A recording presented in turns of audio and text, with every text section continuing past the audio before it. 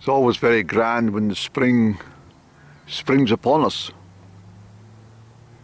after such a long, dreary, damp winter.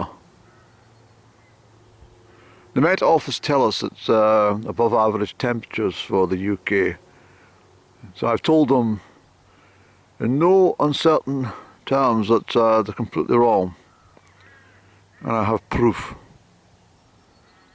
It's been a very, very cold spring and lots of upland snow. The Lawers Range has got fresh snow, Strahalline's got fresh snow, and most of the Munros have got fresh snow actually. Monzie's quite deep at the top, so I was thinking of maybe taking my annual trek up Ben Honzie actually. I might do that this week, to be honest. But with the sunlight being stronger today, there's a good chance that most of the snow will melt away. We'll see what happens. But this field of stubble's lasted. I'm out at Strowen, and there's a monument up there of course, but I just thought I'd stop here for a moment and look at the pheasants gathered around the spruce over there, enjoying the sunshine. There's a faint murmur of a bumblebee and some crows making a bit of a noise not far from here over my left shoulder. Car approaching from the north side. I don't recognise them. He's going at a reasonable speed actually. I think he must have thought he was in a 20-mile-an-hour zone.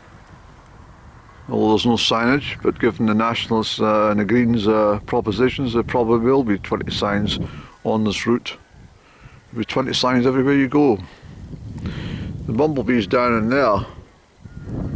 I like the way the bumblebee just pleases itself in its afternoon journey, you know. It just it doesn't bother anybody, it just does its own thing. A bit like myself actually.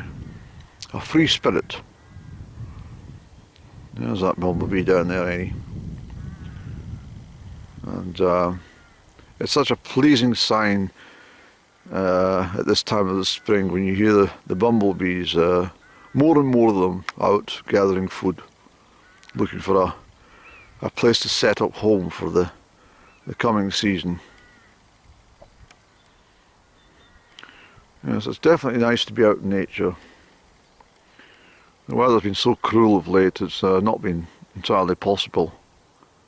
Although I have braved some of the conditions in different places, but not my usual upland walks and stuff. And I missed the high elevation routes and the bitter winds and the howling gale and the driving sleet and rain and snow. I did miss it. But sometimes it's, well, you sometimes feel is it really worth going up high? And your walking gear has to be dried out thoroughly, and it can be a bit of a chore in itself, you know.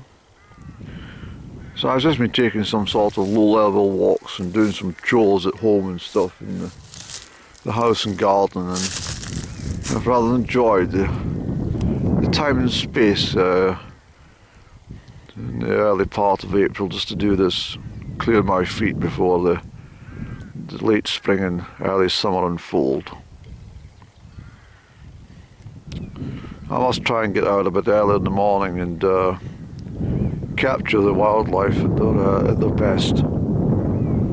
I often say at dawn and at dusk is the best time to see most of the creatures on earth, and most of the fairies are most visible at dusk, you see.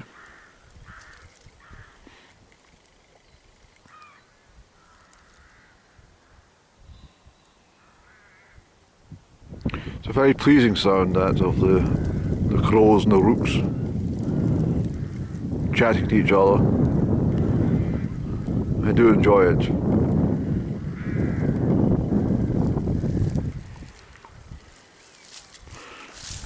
I'm homeward bound for a little while. I might go out for an evening stroll. So we've got the celandine out, you see. It's all very pretty, Eddie. Soon all the hedgerows and the banks will be covered in their spring and early summer flowers.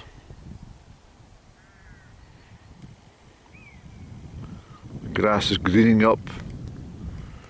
The lambs, I might go and visit some of the lambs at Monzie this evening actually. In fact, we might just do that in the next hour or two. In fact, that's what we'll do, Eddie. We'll go out to Monzie, we'll go and put our provisions we got in the Shaky Toon. I was on a vegetable run to Comrie, and I thought to myself, I'd been on a bread run to Aberfeld this morning. I thought I may as well get everything done today, and so I've done my vegetable run, and that should suffice for several days. And so I'll shoot off home, put these in appointed places, and then we'll go out and visit and chat to some lambs and see how they feel about the new world they've just entered. So here we go, we're at Monzie. Turn that music down, Eddie. Very depressing stuff. Oh, it's not my CD. Hello, look at this little fellow over here.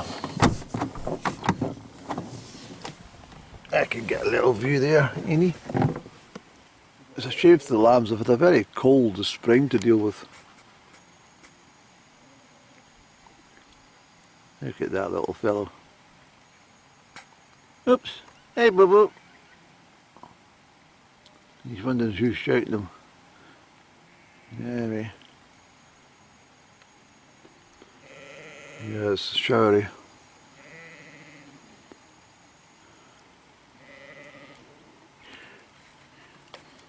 So I've been home and I've come out to the Monzie Road. It's after 6 o'clock now actually. It's 20 past 6 any. And well, the pigeons have arrived. One of them's been there for at least since Easter. Maybe, well, 10 days at least. There's been one solitary pigeon, which is not unusual at this time of year. I have been thinking about where's his companion, or her companion. And lo and behold, this evening, just as before I came out the door, there's the two of them sitting. So what they do, they normally sit on, help themselves to some oatmeal in the back bunker, which I've spread out every day for the birds. Sometimes twice or three times a day for them. But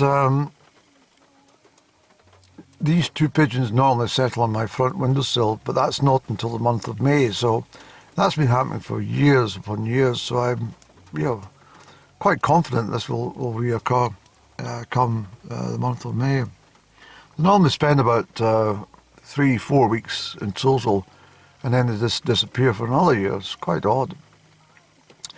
And then the crow, the solitary crow that always hangs around all the time. And we got on very well, that crow and myself. We have our chats.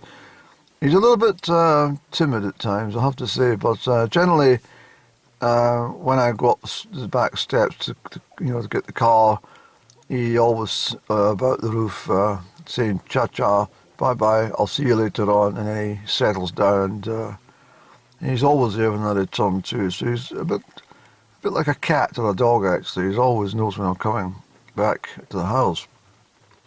But unfortunately he's got a sore leg. I noticed that this evening. He's got a bit of a sore foot for some reason, so I'll have to keep a check on that and see what the problem is. But I don't know if he's caught his foot in a fence or something. I don't know what he's done, but he was feeding away all right, but I don't know. It's like any of us. We get a sprained ankle or something. It's very, very debilitating, isn't it? So there's nothing unusual about the weather conditions for April. Everybody's always shouting out, where's the sunshine, where's the hot temperatures and stuff. Well, the only people that announce hot temperatures, unfortunately, are the bloody Met Office, and they're always lying. So I've taken them to task, and I've decided, well, I've basically outlined exactly what I think of them. And I didn't call them liars, I called them fibbers, because it's a bit more polite, isn't it? But they're absolute fibbers. And so this field here is called the calendar, and because the means of calendars over there, and I think I'm right in saying that, Andy. Please don't get your information wrong, because you know what that's like. It's one of the things when I was collecting information as a folklore archivist. Not activist, but archivist. It was very important to make sure you got every single date correct, or and people's names and stuff and their occupations all correct, because just any errors when it's getting loaded into the system would be, somebody in the future years was doing some research. We're going, oh well, look, this is what this person did and what they were about in that decade, which and if you got that wrong, then obviously. Furthermore, the folklore is lost in its accuracy. But we're looking up to Skelly Crag. Hopefully this camera's all right in this kind of strange light we have at this time of year.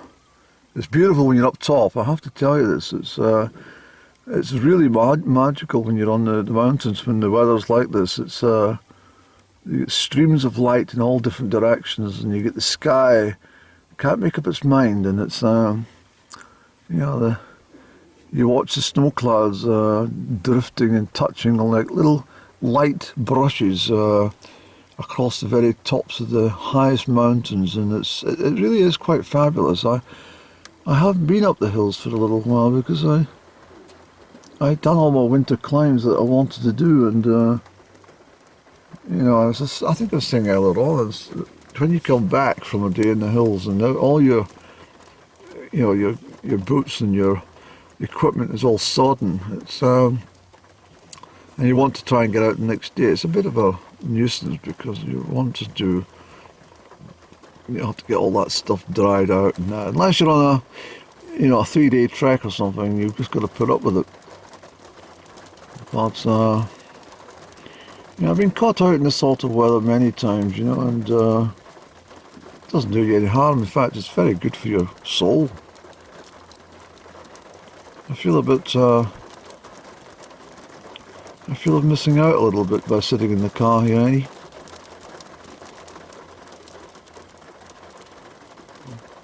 And of course, the sheep and the lambs, they don't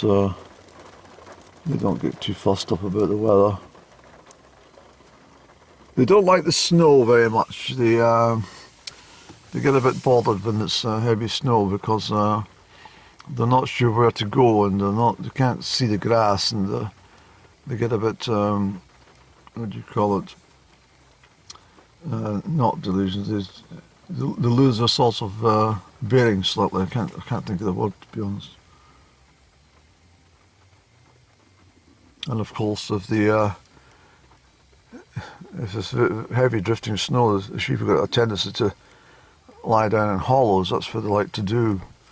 They seek out hollows for shelter, and then the snow comes and fills it up, and they get buried. So it's all very sad. We might have a rainbow behind us, Annie.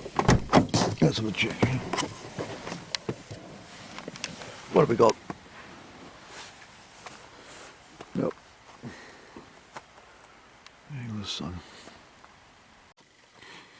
Well, I've come back eastwards on the Marie Road because I forgot my tobacco and I want to have a cigaretto when I'm out and about. So I need to go home and collect it. I'm not bad because it's only 5 to 7. I've been sitting along. The farmers are busy sowing. Despite the rain, they're still sowing. Look at the beautiful double rainbows, Eddie. Look, I'll show this. The light is absolutely phenomenal. I should have been up high today, Andrew. But I mean, the one thing about this part of the world is it's completely gorgeous.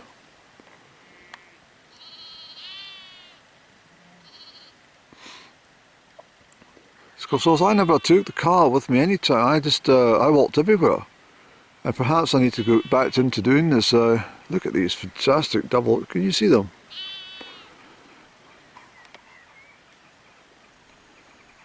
I really need to get back into the wandering around with my staff and just my side haversack, the leather one, and my flask, sandwiches and biscuits, and just take off and just do what I want. Look at that rainbow, Ernie. When I came round, I hear you, Bubble. Yes, I can. Hello to you too. I spent quite a bit along there. The farmers were sowing, or at least preparing the ground for sowing. And there was a couple of tractors and stuff, so I thought I can't pull into this lay-by, so I moved over towards the entrance to the shaggy and pulled up for a little while. And I sat and watched a couple of pigeons just chatting to each other in the rain. And they didn't bother, and they looked like a couple being paired off, and it sort of got me thinking. I said, how on earth did the pigeons actually pair off? Did they just flying through the trees one day and go, hello, what are you up to? My name's such and such, and you know, do you fancy going somewhere? Do you fancy going along to this this wall or this fence? We'll sit a while and have a chat. All right, but it's raining. Oh, don't worry, come on. And because they were there for ages, and I was really quite interested in what they were doing. I had to peer through my window against the rain and not so much eavesdrop, but just found it very interesting. And then I got round to car coming south, west actually, Eddie. I came back along and I realised how fantastic the light was. So hence, as I say, I pulled in here and we've got a couple of girls.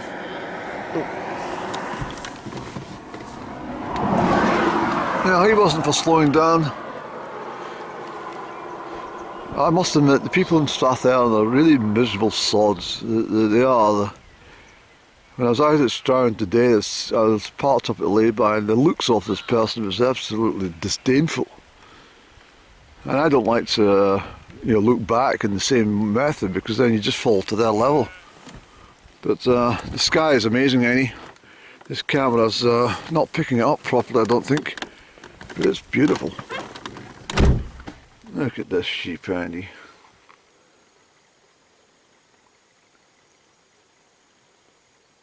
Look at that little bambino with his maw.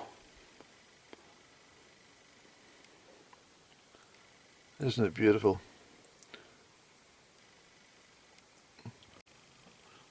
Alright, so we're sitting in the car. The rainbow's superb. It can right over the whole of my knee. Can I take this down? Look at it up there, Eddie. Well, you can't see. You just got to take my word for it. It's absolutely beautiful and massive. So this is what I'm saying. When you're sitting indoors, you miss every single event that God places before our eyes, and you only live once, and so you've got to see all these things. And as you see them more and more, you start to get a theme for the light in the sky and the conditions and what's going to produce. And as I say, I mean, I never bothered about rain. I used to wander around and piss and rain the whole day long. I didn't care.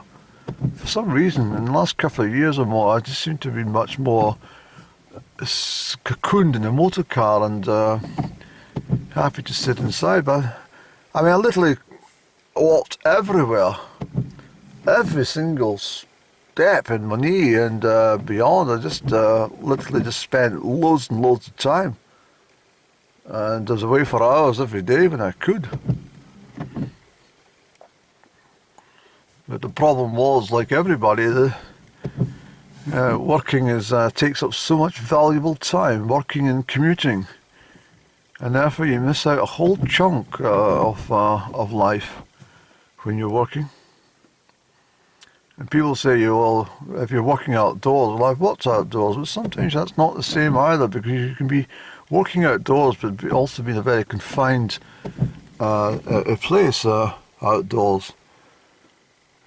So, I mean, that's the purpose of the car. I mean, I can race up the Smogland route right now if I wished and had a look at what's happening from up there. But I'm feeling more important to get my cigaretto.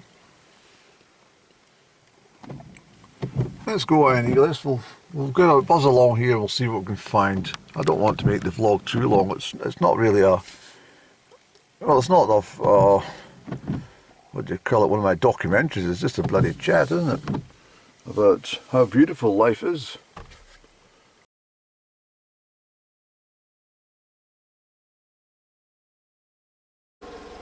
Alright, so I went back to the village, and from the distance of where I was back, it's only a couple of miles, and it was bone dry. So the rain was all settled over where I was on the other side there, see? It's absolutely beautiful. Sorry about the engine rattling away in the background, but I pulled in at this point just to show you up towards Skilly Crag and up to the back at Connaught Hill and Kinkennis Cairn on the very summit there. So there we go. No rain in my village. Hello again. You probably think, why does this chap get so excited about weather and rain and sunshine? Well, the answer is quite simply, it's springtime, and I love it. There's something wonderful about this time of year, because you don't know what's coming next. In the springtime you can get snow, you can get high wind, you can get conditions as they are this evening. Sunshine and showers.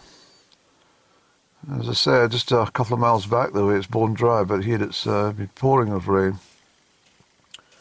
And it's all worth it to see the rainbows, I can assure you.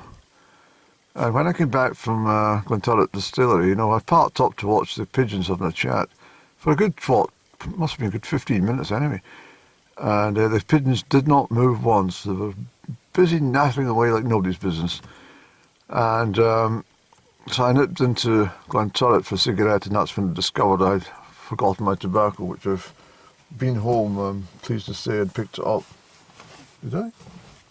Oh yes, I did. Thank you very much. But, well, I knew I'd gone home, but I thought, surely you've not bloody left it again. But one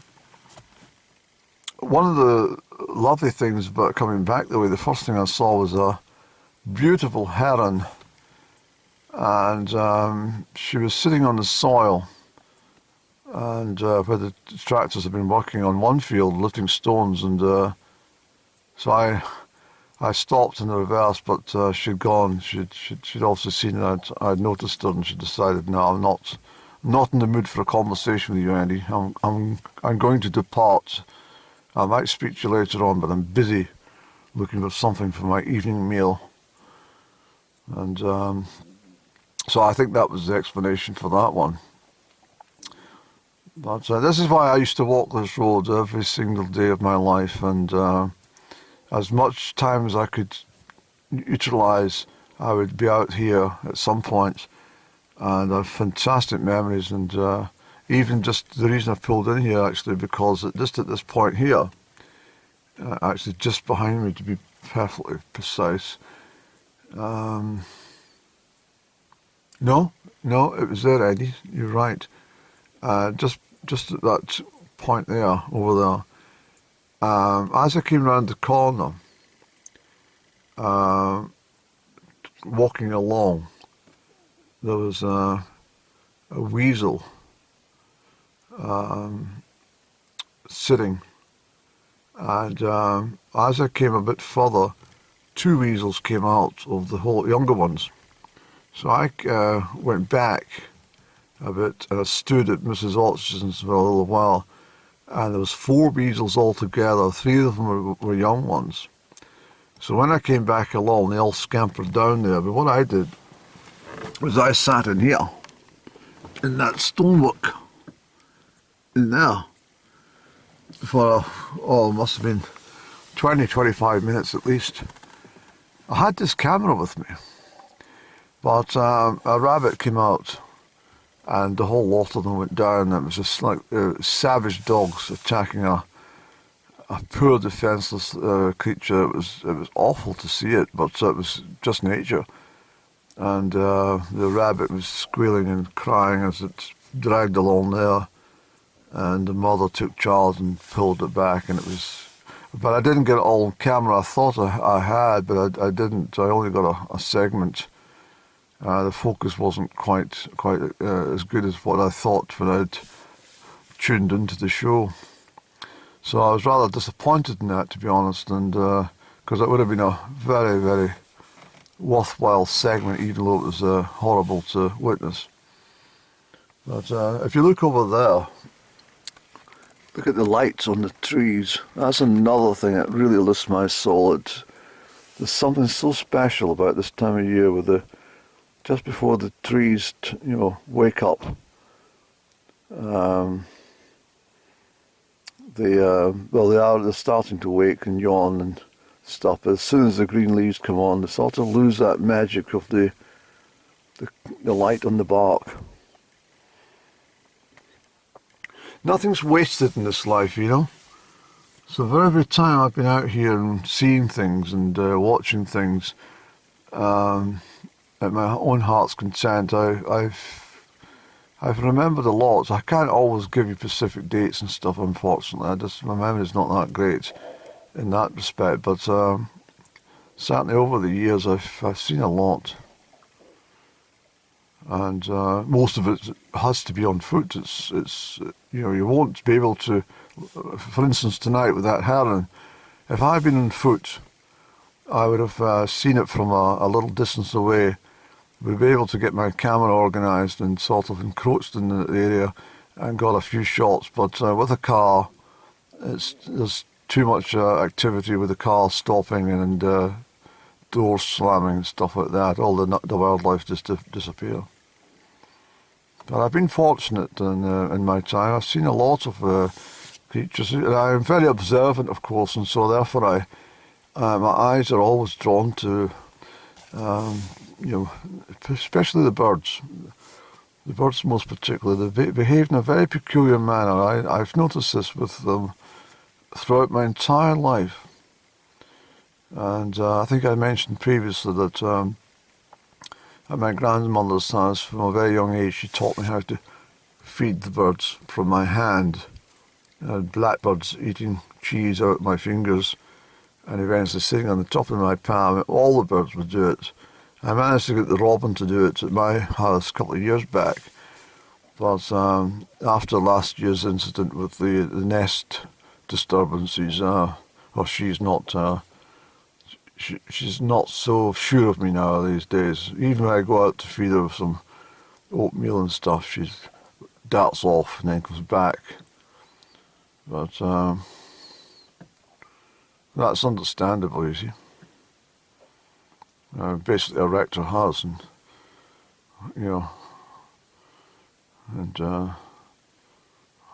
inadvertently slaughtered her children by disturbing the nest, didn't I? Total accident, of course. But that's the rain cleared, any. So I think we'll go along to Glentown and we'll have a cigaretto. They've made special booths now for the camper vans to park up overnight, so my space is lost. I can't just park up there now because it doesn't look very good to be parked up on a spot. It's like taking a disabled spot, isn't it? It's like you don't do that if you're not disabled. It says camper van, so If I park up there, then go for a walk, for example, and come back, and some camper vans not being able to park up for the night because of my bloody selfishness, then, you know, so got to take all that into account. Alright, so what I've done, I've parked up, and the reason for doing so, as I've come along here in turns, I've come back and I've saw the song thrushes mating. I've seen a wren. There's a pheasant along here, which was up for a chat. I knew that. The rainbows appeared again, so that's beautiful. And highly unusual actually, because the rain's gone. So I'm assuming that rainbow's for my benefit. But anyway, I thought I'll walk along here, see if we can see the heron. Excuse me. And just have a little gentle stretch of the legs anyway. This will be a part 2, I'll have to tell you this. The first part of the vlog. If I load it all, I don't know, I might edit some out, but look at the massive one treble rainbow. Almost looks like 3's developing there. It's absolutely gorgeous, Andy, isn't it? Well, this is why we come out. It's superb.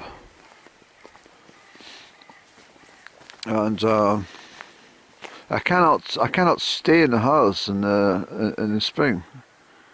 I'm not so bad in February, March, when, you know, the light's still you know, before the clocks go forward. But so once the clocks go forward, I just can't.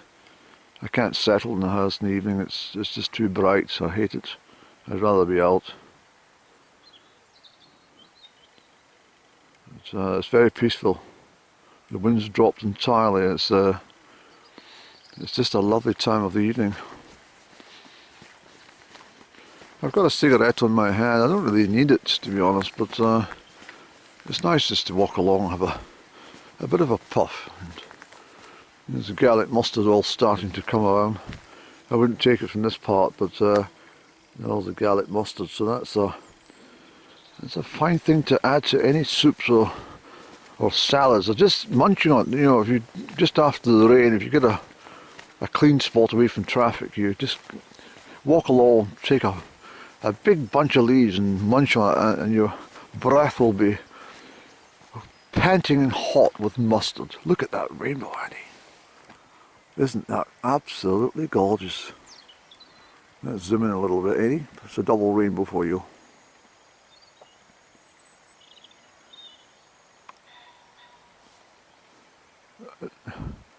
It's well, let me just tell you, it's a 3-dimensional rainbow. I can see into the other side of that rainbow, where the camera's probably not doing it, but I can see into the other side of it. Almost as though it's got a spherical shape to it, rather than just sitting. It's going all the way over to the knock.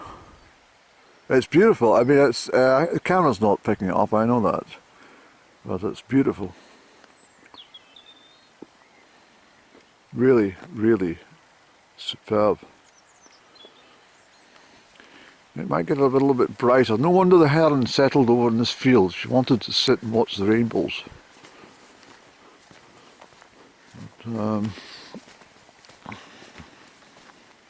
so you can see how they're preparing the soil. And if I drive by tomorrow, I will stop. Sorry, the camera. I will stop and ask the farmer what on earth is he doing this year. Is he, you know, and if he says I'm putting grain in, I'm going to have a few sharp words with him. Hello, Mr. Bee. There's a little bee gone down in there. I love the bumblebees, I really do. They're fabulous little things.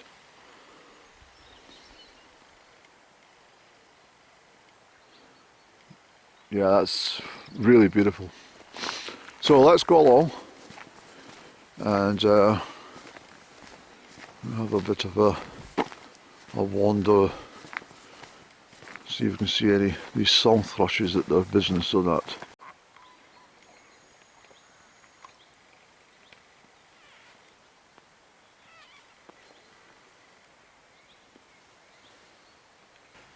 So that rainbow's been there for about 12 minutes already, and you can see the other side of it way over there towards Crieff.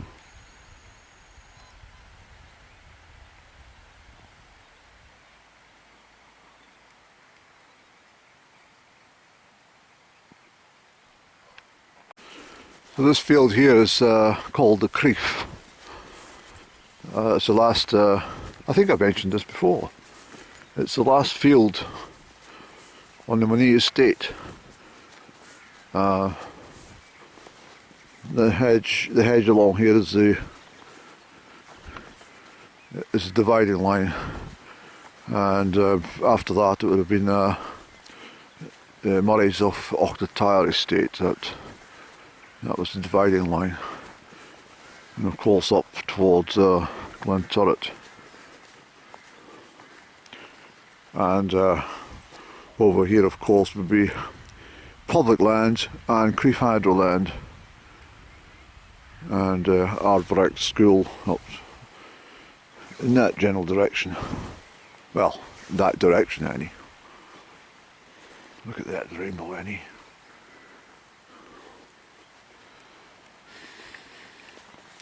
So what have we come along here for, Annie? Oh yes. Well, the heron was over in that other field. It's probably getting a bit gloomy to see anything now, but the heron was over there.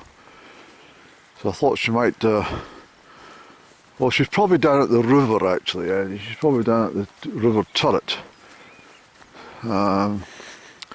She's probably had a beak in the earth to try and get some worms or something, but anyway, the reason I come along this side is well, one thing, to avoid the house from filming directly next to it, but hopefully try and see if we can get these song thrushes that are along here.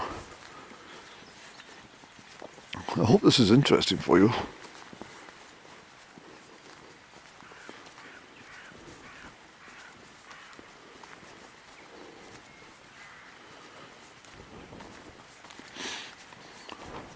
So there's horses' hooves there, but I haven't seen any horses in here for a long time.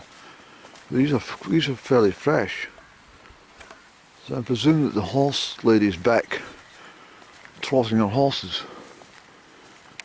I need to get, yes, I need to just reschedule things and get back into the walking and meeting people en route, having a chat, stopping and having a sip of tea and a biscuit and a cigarette and stuff like that, which I used to always do till I stopped smoking, of course. No, I don't see the thrushes any. Oh well. Sometimes that happens, you just catch a glimpse and that's it for the next time. I think we'll mosey back to the car, Annie. I think we will, sir. Before I go, I'd just like to see the double rainbows on that side and here, and all the way round, double side there. Beautiful.